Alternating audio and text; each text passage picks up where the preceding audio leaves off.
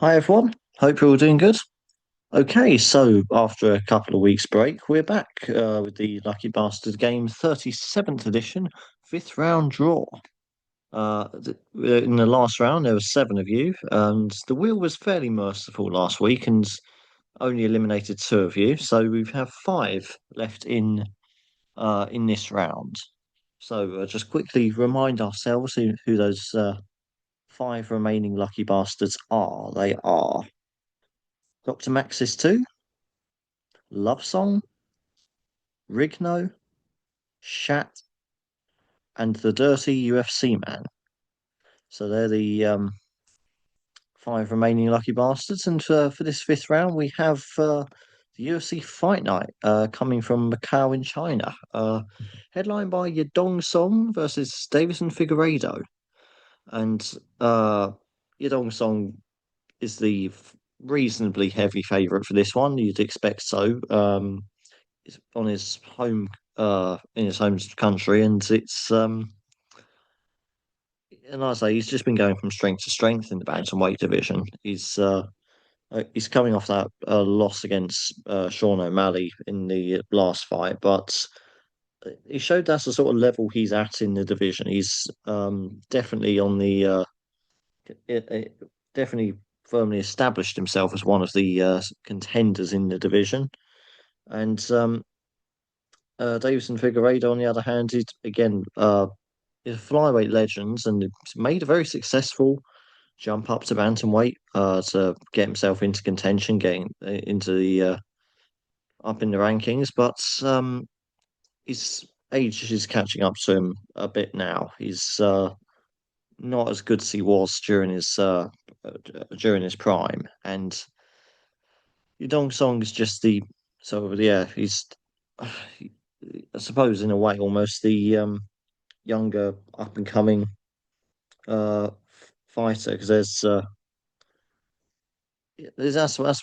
what the UFC do really. They take their old stars and they sort of feed them to build up the established ones, and especially being in China, this is going to be a real showcase for the Chinese talent in the UFC. And at the moment, there isn't really many bigger Chinese um, stars than Yadong Song in the UFC. So, well, I suppose you can make the argument for um, Weili Zhang, of course, but in the men's divisions, what I meant. But anyway, I've gone with Yadong Song to win this one by decision for that headline main event. But of course, you're not here to listen to that ramble. You will inevitably, as a result of watching this video. But really, we're here to see who's getting drawn with who for the game, for the next round of the game. And first up, Dr. Maxis 2. So let's see who the wheels got in store for Dr. Maxis 2.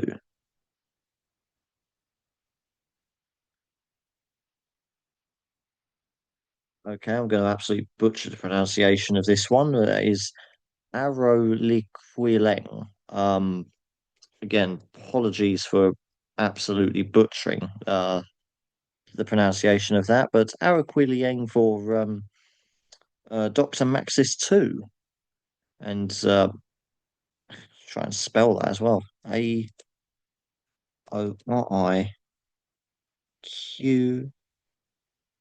There we go. Up against Cody Haddon, and Cody Haddon looks a really good prospect, doesn't he? 8-1 so far in one of the to be fair, Australia have produced quite a lot of promising talent lately, but he's just another in what seems to be a long line of them, particularly coming out of Hex, the main promotion in Australia, of course. And again, it looks good on paper, but I'm going with Araquidang for this one simply because he's more experienced for a start, a lot experienced. As Eric Lang is 26 and 12 in his MMA career by comparison. So, um, and it's not a huge difference in their age either. He's only 5 years older than Haddon, so he's um I suppose in some ways a lot of these younger prospects are actually getting less fights really early on in their careers. Like if you look at the records of some of the older guys, they've had about 10 fights by the time they're 21 or thereabouts. So I know it gets a bit of an exaggeration, but I mean but it seems that the prospects tend to take the time a little bit more, I suppose. But anyway, that's partly why you don't really see the a lot of why all the ones with loads of fights are all the veterans, aren't they? From uh yeah, likes of Jim Miller and whatnot, they've got tons of fights, and that seems to be a thing dying off with the younger generation. But anyway, sort of going off on a tangent there. Alkalang, of course, I think that gap in experience is just too much to ignore. I'd suppose that Haddon is probably the better fighter. I'd expect him to be faster, fresher, but I think that Alkalang's going to be going. He's going to have those sort of old school tricks. He's going to. It's as good as Haddon is. I don't think he's going to offer anything that Alkalang's not seen before. Um, so yeah, I think the old dog takes this one, and Doctor Max's too. I think that's quite a good lucky draw that he's got there. Okay, next is Love Song. Let's see who Love Song is going to be paired with.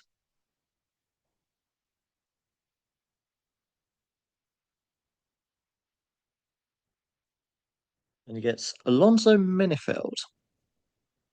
Alonso Menifeld there for Love Song,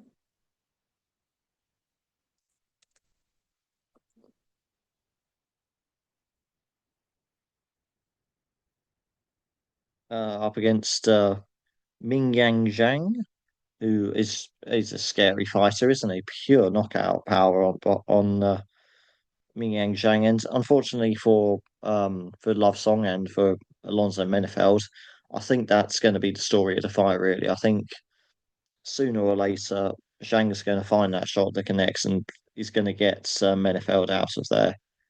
Um, to be honest, I'm surprised looking at the odds actually that um, Zhang isn't a bigger favourite than he is, but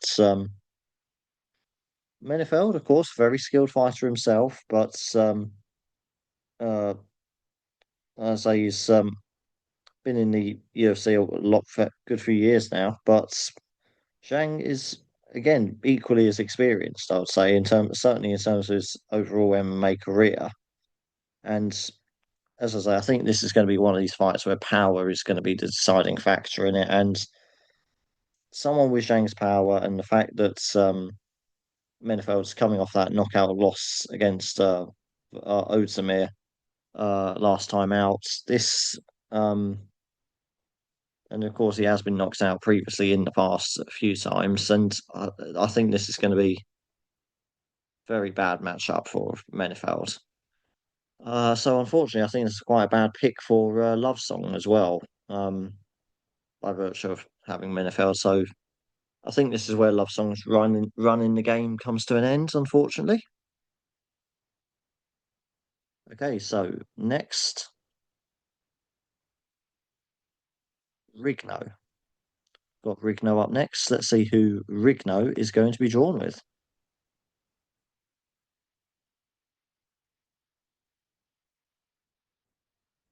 Also gets Alonso Menefeld.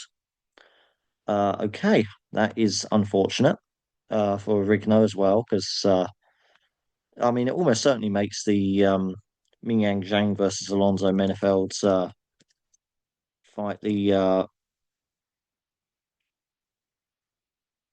main event, the Lucky Bastard Game main event, Menefeld and Menefeld probably the main fighter in this game as well.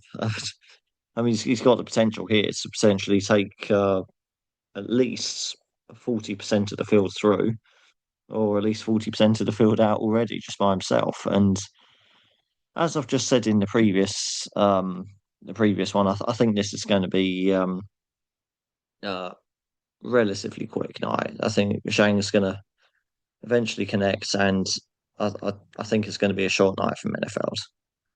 So that's two, hoping that I'm chatting complete shit and that Menefeld is going to uh pull out the win, but I can't see it happening, especially on Zhang's home turf with the crowd. Uh, no doubt will be roaring him on. It's going to be a very hostile environment for quite a lot of the foreign fighters coming over to China. Uh, but yeah, I think with or without the crowd anyway, I think Zhang would get it done anyway. So, like Love Song, I think Rigno is going to be leaving us at this point. Okay, so next we have Shat. Shat's next to learn his fate. Let's see if he's going to be a little bit luckier than the previous two.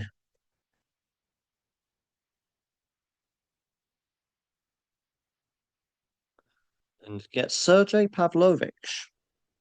Sergey Pavlovich there for Shat. Um,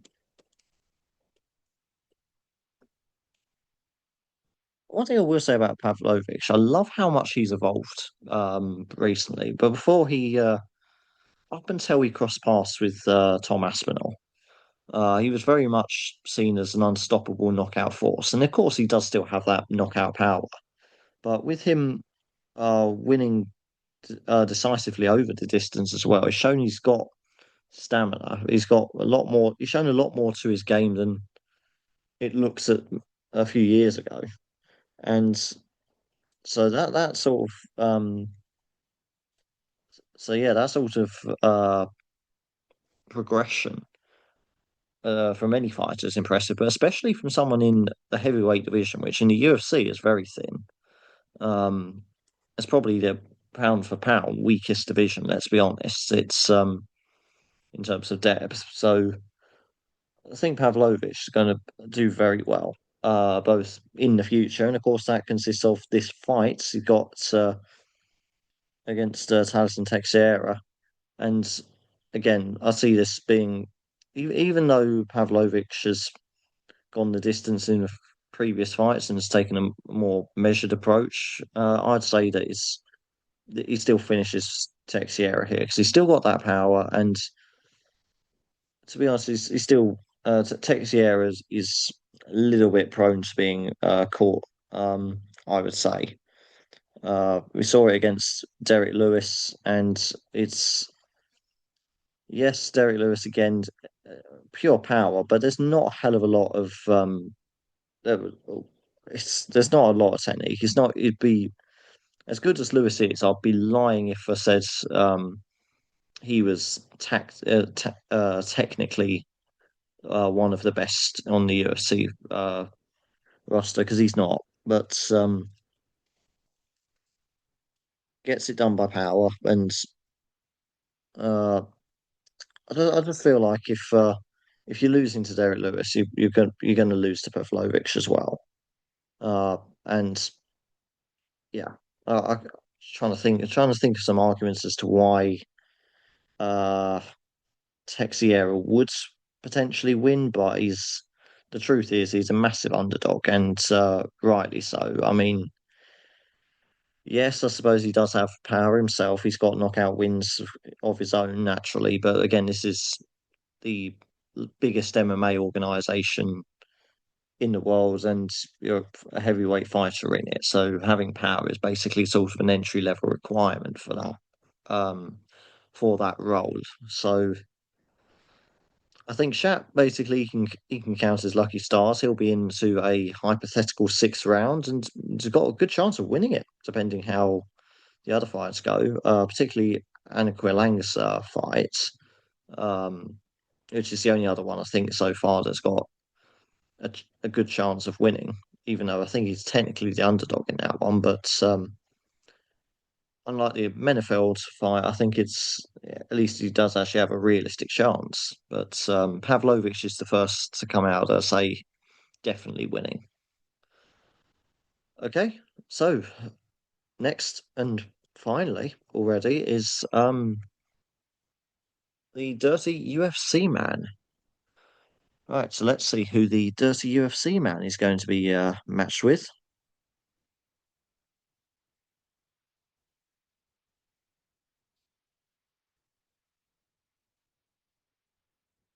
And he gets Ray Tsurua.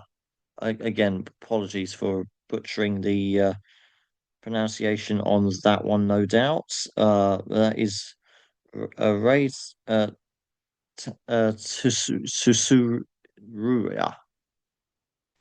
Again, apologies to him and his team, and of course uh, anyone else offended by that absolutely horrific pronunciation of his name. Uh, Obviously, in the fight against Lewis Gurul, again, I'm not even 100% sure I pronounced Gurul right. But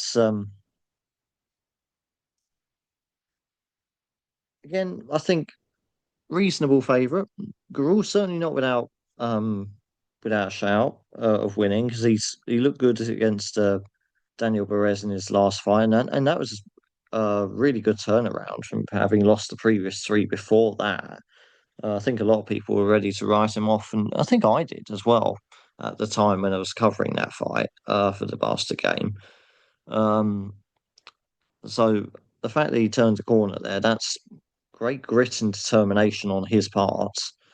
Um, I mean, coincidentally, it's Ray Tsusuyura is actually coming off a loss himself against Joshua Van, but again, Joshua Van now the flyweight champion, so you can't really uh, complain too much uh, about that, really, can you?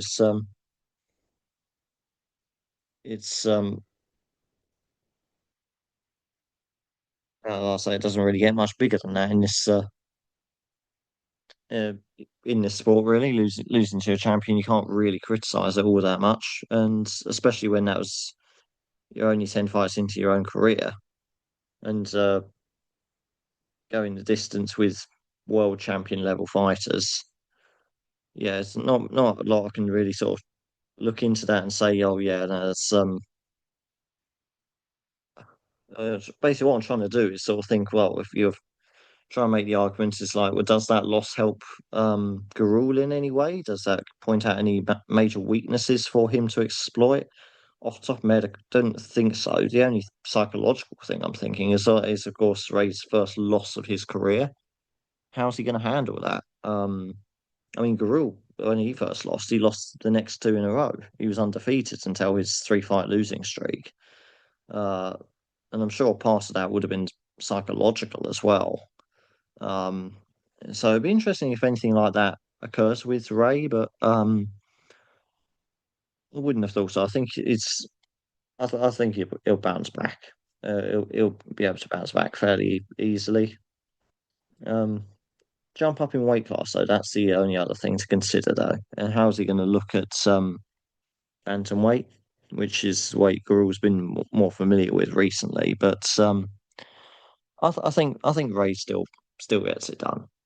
So I'm not as confident in him as I am, say, Pavlovich, but slightly more than I am in Araquel Leng, who came up earlier, and Menefeld I don't really think has a chance. But yeah, all in all, not too bad a pick there for the dirty UFC man.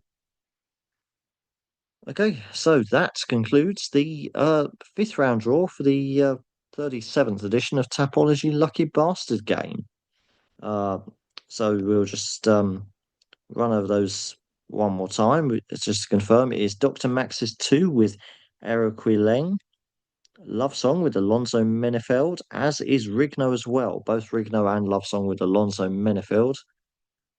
Shat with Sergey Pavlovich, and the Dirty UFC Man with Ray Tsuruya. And yeah, this is my sort of my breakdown of what I think's happening. I think Dr. Maxis 2, Shat, and Dirty UFC Man will be going through and will lose Love Song and Rigno in the process. Um, okay, Dr. Maxis 2, you can argue that's more of a coin flip fight, but definitely I would say Shat and the Dirty UFC Man would go through. But of course, this is an unpredictable sport, so anything could happen. All five of you uh, could go through, could go out, or any other split combination. Just run over some of the permutations, of course, now we are getting towards the business end of this competition. Um, Obviously, if two or more of you go through, then we go on to a sixth round. If only one person here has a winning fighter, then that person will, of course, be crowned the champion, and we'll move on to a new game next week. But worst case scenario, if the wheel managed to eliminate all of you this week, let's suppose you all lose, the wheel would be crowned the champion. And that's just happened too often in recent games. So it's we can't be having that. But I think there's going to be a six round. I think there's going to be at least two of you. I think three, but definitely at least two. So I think we will have a six round. But we'll see. We'll see how it go, goes in about well, so I suppose about 6 hours time now, isn't it? Thereabouts. Of course, I have to work tomorrow because that would be instead of having to stay up all night like I usually do on a Saturday night watching it. It's starts at about 9 in the morning over here, which is would be nice if I was off Saturday, but I'm not. I have to fucking work. But no, I'll try and follow it on my phone while I'm at work. Hopefully, have a quiet shift. But anyway, all that leaves me to say is good luck to you five. Everyone else watching this video, good luck with your picks. Good luck if you got any bets on this card. And just be lucky in general. But until next time, so long for now.